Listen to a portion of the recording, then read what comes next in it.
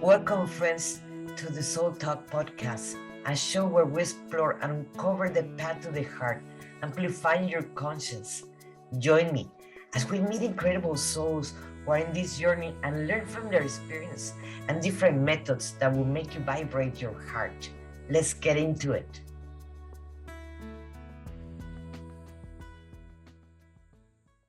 It is what is channeling, the types of channeling that exist, that there are several. I practice several different kinds of channeling, and why it's important to connect to your higher self. This class of what is channeling, it is part of my class that it is my program system, transformational program that it is Path to the Heart. It is just a little piece. Well, what is channeling, you will ask? Everybody talks about channeling. You hear everywhere channeling, and there's even the people that are already channeling, they already have too many doubts. Other than right, how do I connect with this being and not with the other being? It is my ego talking, or is my higher self, or is an angel, or who it is. So there's many questions that they have. So we're going to be clarifying some of those today.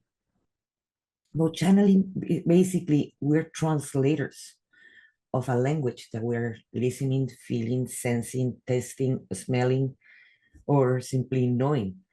That those are some of the clairs that we're going to be talking about that, because we are magical beings, every single human beings, and no one, well, there is a minority percentage of the human population that they don't have that inner voice.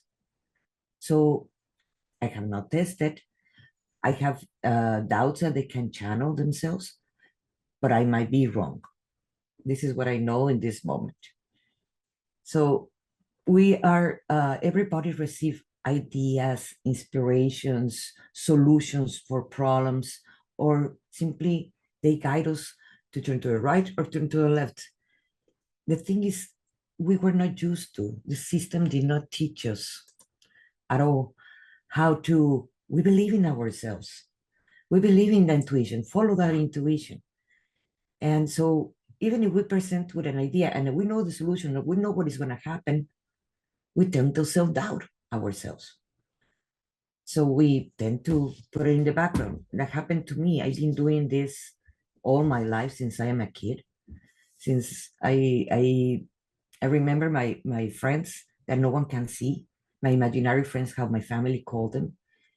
That after I tell them, hey, I was just playing with so and so, and I was playing with this and this, and there were fairies in there. They were, oh yes, that's your imaginary friends. That is not true, Monica. That's not true. What happened to us when we start growing up? We start closing ourselves to that imaginary friends. And you don't want to even tell the psychologist, I'm hearing voices, or I'm seeing things that are not, that no one can see them, because we're afraid to go to a mental hospital, or they give us a bunch of medications. So there's a lot of fear about expressing what we are seeing, observing, sensing, smelling, tasting, or simply knowing. There is a lot of fear through that.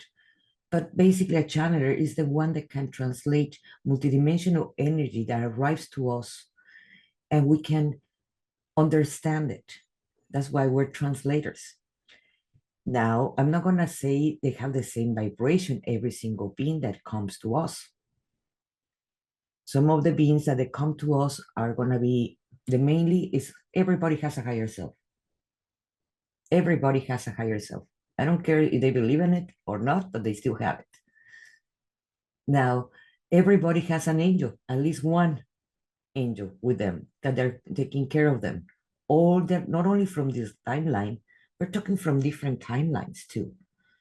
And it's been with us since we separate from source energy. It's been with us, and like that, we have our own guides too. Everybody has that too. Do you believe in them or not? I am an artist for 49 years, and a poet since I'm 14 years old. And all that time, even when I was starting to get an inspiration, it's like, okay, what am I gonna paint today? And I hear, oh, you're gonna paint this and this and this, or a poem just flow, and I hear in the voice, and I'm writing it down. For many years, I thought that inspiration came from me. Now that I am a channeler and I can sense, and I do this for 24/7 all the time. I'm being guided and I open myself to that. Now I realize that all that inspiration, it actually, they were showing me. Sometimes the paintings is exactly what the people needs to see, or some people needs to see. And the same applies for the poetry.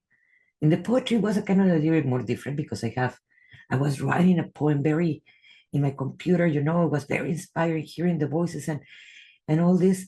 And then suddenly I turned up my head and it's like, oh, and there he was.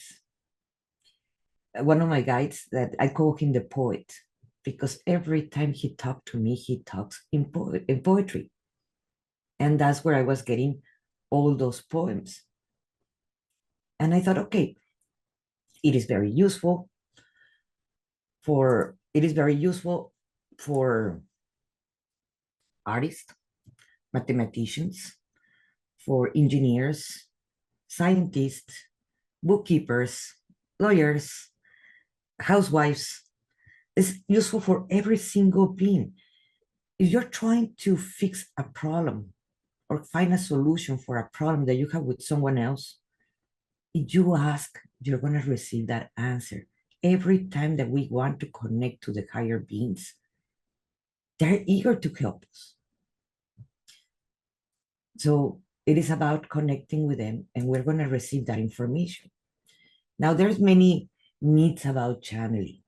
One of the myths about channeling, it is that if you hear voices, you're crazy. And you even treat yourself, you gaslight yourself many times, that basically trying to convince yourself, oh, no, I'm just crazy.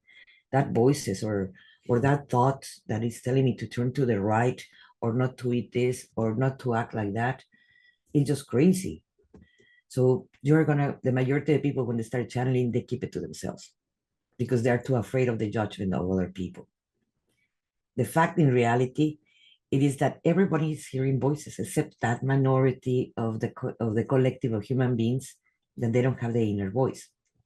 Maybe, because I haven't had the experience of being with one of these persons, so I can ask them. So I don't know. But this is, you can find it in Google, you're going to find that percentage. Now, you're open to channeling, you will channel demons. That's one of my clients. That was the first thing when he started taking the class with me. He told me, I am too afraid. How about if I channel demons? I don't want to channel demons. Well, that depends a lot in your vibration in reality. When we raise our vibration enough, and you learn how to also put protections and so forth, that in my class, the program Mastering Channeling, you're going to receive all that precisely, how to put protections, or is your ego or is your higher self.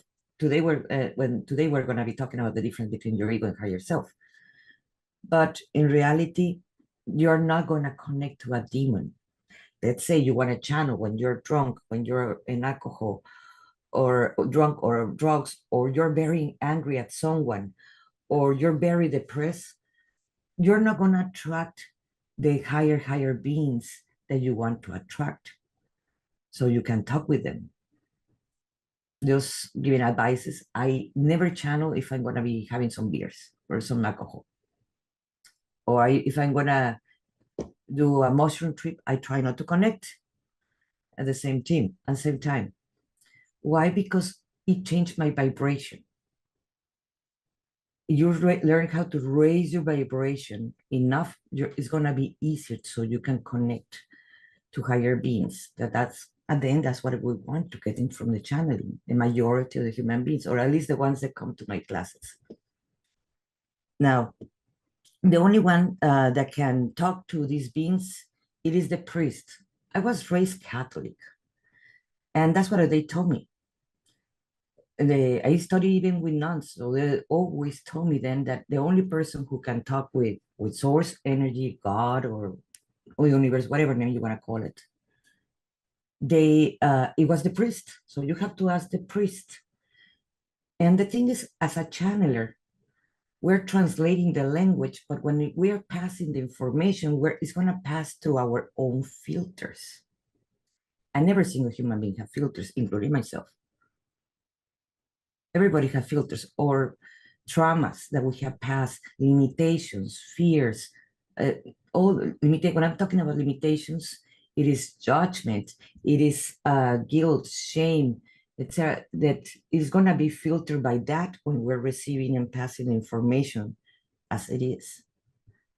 So more that we become a clear channel, we can pass the message without so many filters, and we put in our filters in the side so that the channel message can go through. So in reality, we all channel. It's open to us for listening to these beings. How open do you want to be at the same time? Do you know how to put protections? Do you know to have your guardians that you can install? Do you know those kind of things?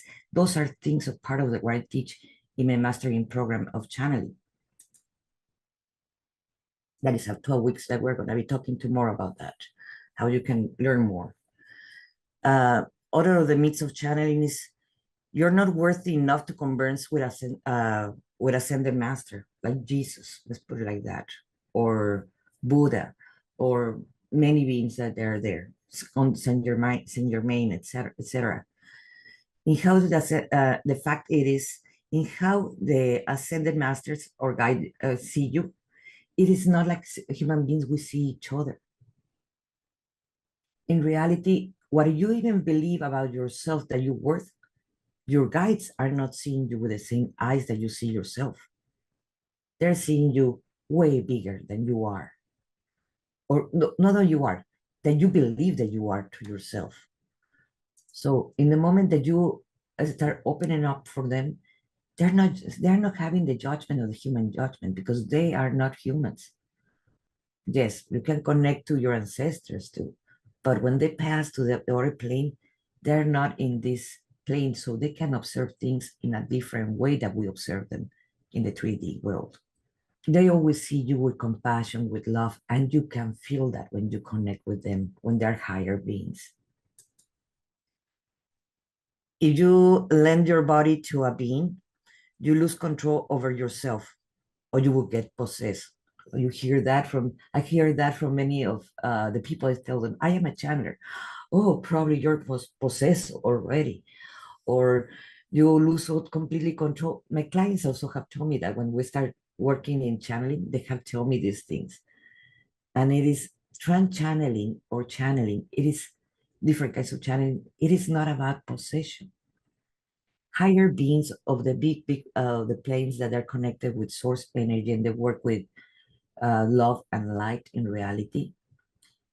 One, they respect the free will of every single human being. So they're not going to help you unless you even you ask for that help.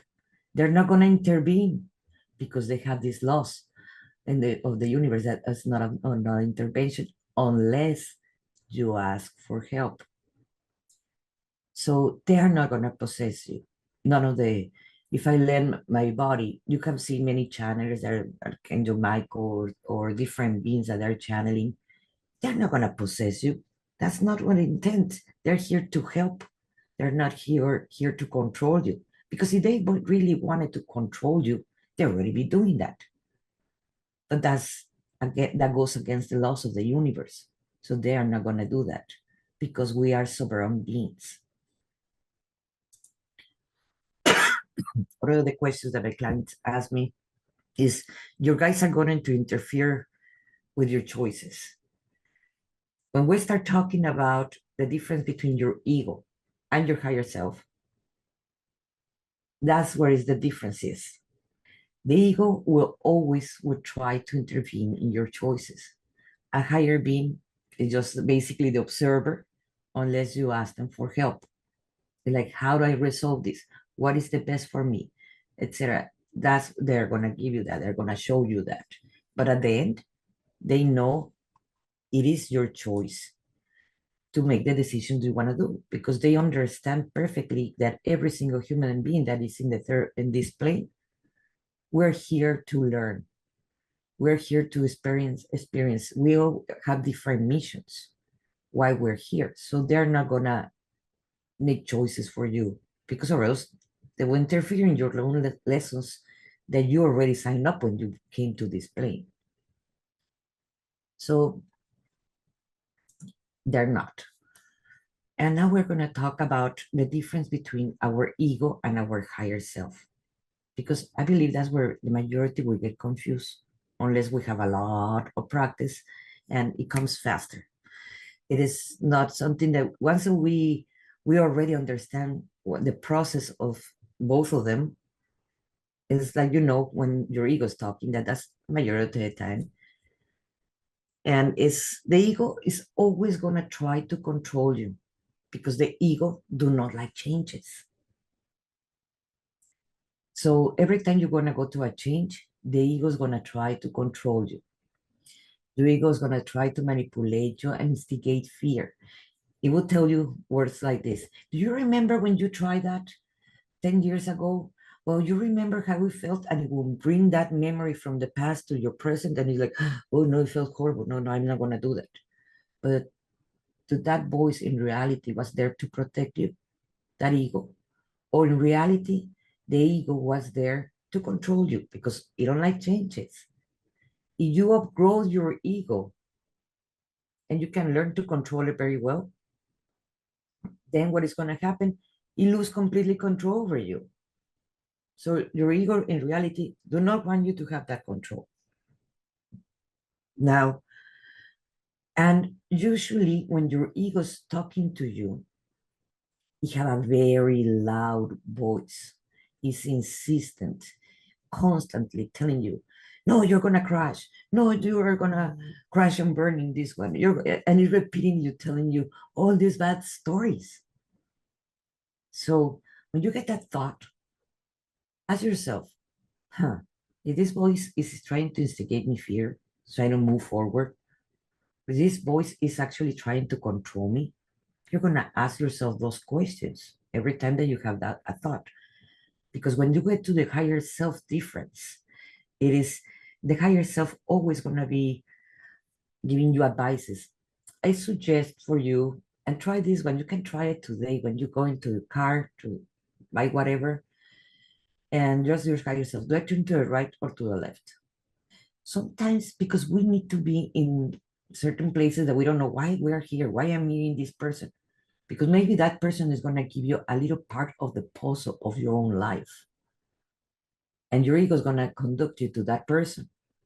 So you get actually that little piece of the puzzle that you need to learn, understand, and to observe, or to observe things in a different way.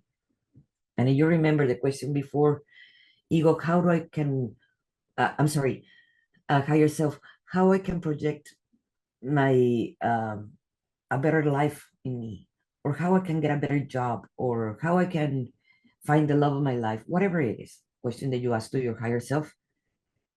And you ask later on, hey, do I turn to the left or the right? If you follow that voice, probably it's going to take you closer or to the person or someone that knows the person that you need to meet. The majority for us is very hard to let go of that control and just let your intuition and follow your own intuition. Your higher self is never going to force you or insist that you do something, or is never also going to tell you, I told you to turn right, but you turn left. The higher self is never going to do that. Your ego will do something like that. It will tell you, I told you. Now, the higher self support us in any choice that we decide to. Okay, you want to learn pain. Okay, I don't recommend you to have pain, but if you want to have pain, okay, what are you going to learn from that? And start questioning things like, what do you want to learn from pain? Why you want to experience pain? And things like that. So you start questioning yourself at the same time. So it will be helpful for you. It will not intervene if you don't ask them for the intervention. Your higher self is not going to come in. Do not give it will not give you answers concrete. Why I should love myself? It's like, think about it.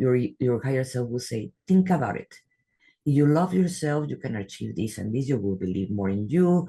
You will treat yourself different. You can have a life experience different. But at the end, you choose what you want to have.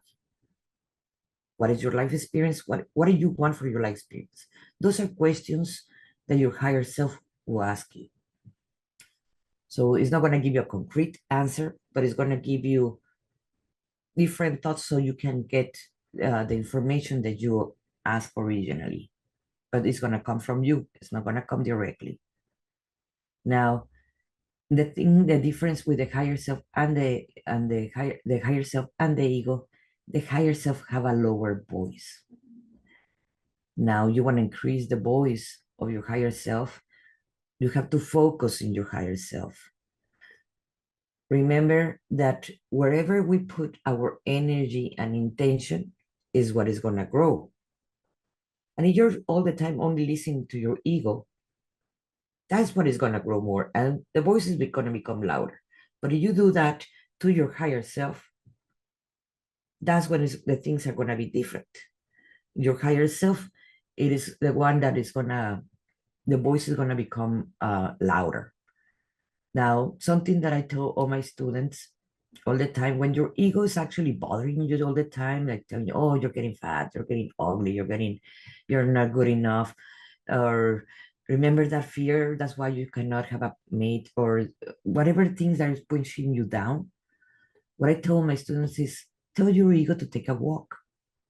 Because in reality, your ego is very obedient, thank God.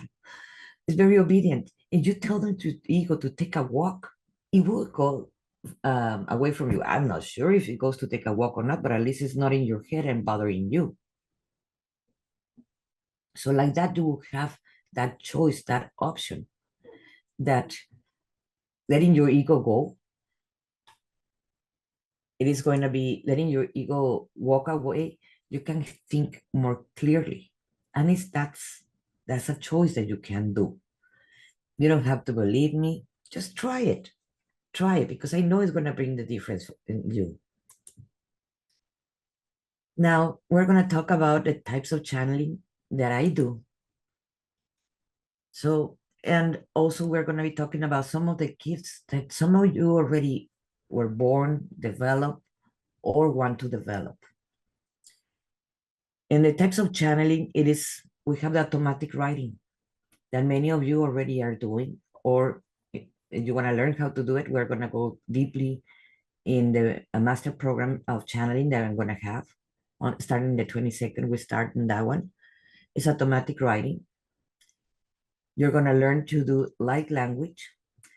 And also, I like in my classes to practice. And more in the channeling is a hands-on class. Because when you're doing light language, you can do it. But so many people, I started doing it in the bathroom where no one was going to listen to me. No one was going to hear me because I was too ashamed and afraid. And I did not trust myself on what I was doing. I heard that voices that I did not understand, and I don't even know what language it was at the beginning. So when we start, so I like to do practice. So like that, you start building up to have that trust in yourself so you can do light language because light language help us to activate, to heal, to center. It is very, very helpful for you're working with energy. Light language is energy wise. All the channeling is energy wise, but it's going to help you to actually achieve better with your clients and with yourself when you're doing it. When I'm doing a clearing, when I am doing a healing, I use light language. Now, automatic writing, going back to the automatic writing, it is a telepathic communication that you're having, like I was mentioning early when I was writing my poetry at the beginning, and I was typing and typing and typing, or by hand. I was writing and writing my poems, and that's when I realized, oh, it came from one of my guides, my poet guide, that is one of my guides. So it came from him, and I was doing automatic writing. precisely when I was writing that poetry. Now, in the trance channeling, it is a little bit different. It's still channeling very strongly. But what happens with the trance channeling that you can see in Bashar, Creon, Wendy Kennedy, Abraham, those are trance channelers. The ones that have not seen or have an experience about like a trance channeler is basically we go asleep in our own body. We can sense the energy inside of us, but we open up to that being, and that being comes in our body that we gave them permission to be, as long as we want to they be at the same time. So it is not a possession, because you say, okay, that's it, no more. You're coming in and they get out. So what helps you in the trance channeling? What helps you in the trance channeling? They are the ones speaking and using your body. They're the ones doing the healing. So it's not passing through your own conscience with all your filters that you have. So the message is actually more clear, because it's not passing through the human experience that we all have. So the channeling, it is more clear. And they will might use even words. Sometimes people have said that when they're trans channeling, they know how to play a piano, and when you never have play a piano. Many things happen like that from them. Now, the telepathic communications, that's something that I do almost 24/7. If I'm awake, the 24 hours for sure, I'm going to be trans channeling. And I'm having these conversations with these beings. And it's like, okay, why this is happening to me? Why do I have to observe this? And we're having a conversation. They answer me and I answer back and so forth. So we're having a conversation.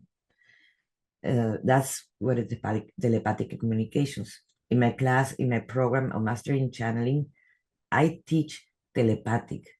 So like that, you're going to become more telepathic. You can talk with an animal instead. Also, if you want, I connect to my animals all the time. So you're going to learn how to do that too.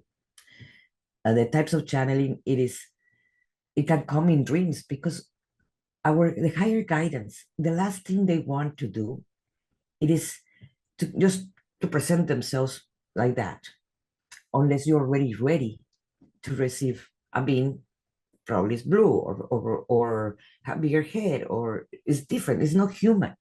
That you just present yourself. An angel comes with wings and so forth, or it's huge.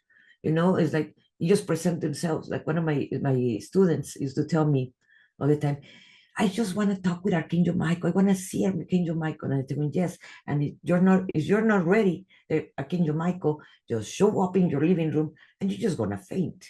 You're gonna have a conversation. You're gonna freak out. When you're ready, you're gonna be ready. When you're ready, releasing your fears and all those kind of things, then you're gonna be ready to actually see him in person. Well, they lower their vibration themselves so they can speak to us, and we need to raise our vibration so we can fill the gap a little bit when we want to see them. And like I mentioned, the art and music, in a way, it is a ways of channeling. I believe that every single artist, not only painters, poets, writers, musicians and writers are the ones, many of them are filmmakers, etc. There it comes from channeling. So, and many even the people that read tarots or oracles, like I do, I can know the cards perfectly, like, okay, if I have the Tower and the Dead, I know that's something really bad is going to happen. But how about if if I'm channeling the message, I can give a better reading in tarot or in any oracle that I want, any reading that I want to do, because I am channeling the message. And yes, the cards are triggering to show me, okay, what do I have to focus next? What do I have to focus next? But the message, it is coming from our higher guidance. When you want to connect to the Akashic records, it is very, very helpful. You're already open to channeling. That's why I have that one in my third level, in Path to the Heart, the Akashic Records. Why? Because if you're already channeling, you're going to be open to receive easier the message from the Akashic Records. This is two examples of art channeling. This is the first one, the lion. It is made by Nelin Diosara. And you see all these symbols are part of the light language, art light language. And in mine, that I am here with one of my paintings, that is a light language at the same time. Your conscience is not going to understand it, but your subconscious will, and it's giving different messages. In mine, I can tell you, it is giving you the message to go to your center precisely. And it's not only going to your center, it is to open up to different possibilities. So you can start experiencing in your own self what you really wanted and observe that you are you're creator of everything that you're living on. That's the painting that I did. That's the meaning of that one. What is so important? Raise your vibration. Like I talked in the beginning about what is important to raise your vibration. To start, is going to be your life experience way much better. A pessimist is not going to have a great life experience because they're always in the negative, and that's not low, not raising the vibration. They're lowering the vibration with the pessimism. So we have, when we raise our vibration, we have the power of love. It comes from our heart chakra, and it's that connection. That is what it connects us directly with source. And that's one of the best protections I have found. Yes, there are thousands of protections out there that I would teach several of them, like the Merkaba and things like that. I would teach some of them, but you have to understand that your heart connection, it is one of the biggest protections that you have for any being. And so it's important to feel that unconditional love, and that will raise your vibration really high. It is connecting at the same time to the unity conscious. In the unity conscious, you're going to find all your guides, source, energy, higher selves, etc., and all the collective of the human beings at the same time, if you choose to connect to them. And elevating our high vibration also at the same time is going to help us to anchor more our free will, because beings that they're not from the light, that are lower vibration, they will not respect the free will, and they cannot vibrate so high. And you as human beings, you can raise your vibration, so they will not even see you, they will not observe you. That's why I mentioned at the beginning, you're drunk, or you're high, or you're very mad, or you're very depressed, you're not loving yourself. You need to raise your vibration so you can have a clear channel from higher beings. Why is it important to communicate with your guides? They are here to assist you. They want what is the best for you, and more your higher self, because your higher self, it is your future self. So who wants the best for you? But yourself. But in the future, where she already passed for everything that already passed, and she needs to resolve it way better than I did, and she's guiding me. Monica, you can do this and do that, because this might come, and this is possible, they can come to you if you continue in this path, or with these thoughts, or with these emotions, because she always wants the best for me. She don't have a double agenda. I am the more important for my higher self. They will protect you. You have heard many times that people have encountered angels that are protectors. Your higher self is also a protector. There are many beings that are your protectors. If you ask for their assistance, they will be there to protect you at any time. They will guide you from your highest potentials if you ask. What is the best for me? I don't know what job to take. What is the best job for me? Well, they guide me to that job.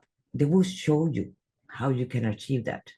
Remember that you cannot be alone even if you want to.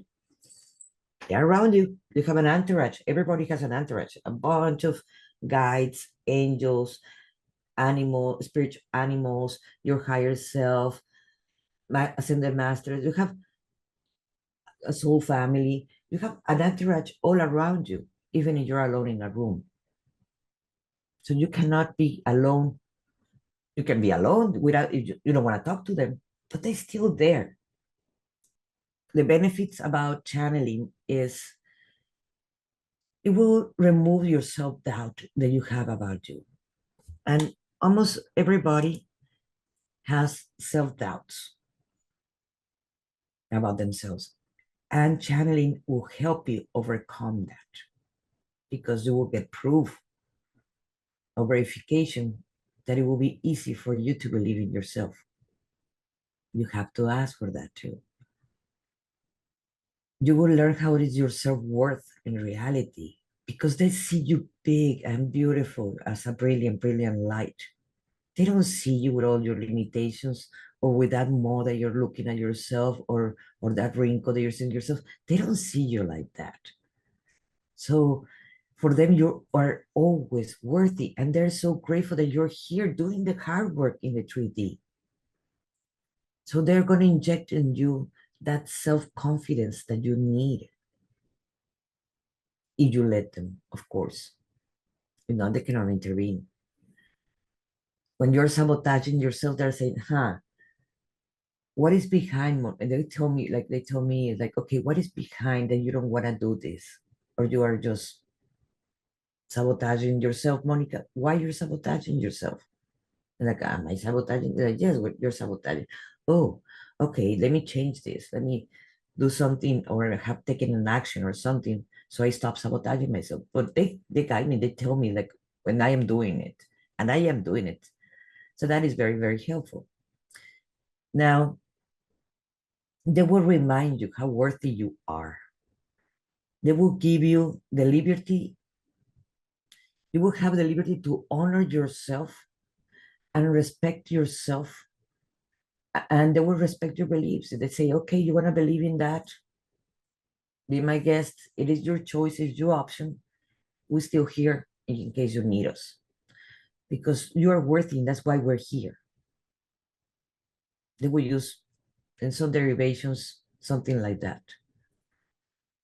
And believing in yourself, they will help you to create a vision for the future because you ask, okay, I want to see how my life is going to be in 5 years.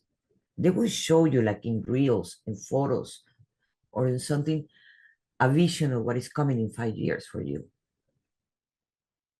Every time I am channeling and I'm asking, okay, what do I have to see in this person? Or when I'm having clients in a session with clients, what my client is needing. And they start telling me even before the client arrived, I already know what it's going to be about in that meeting with them because they're showing me, they're telling me, you need to work with them in this and this and this.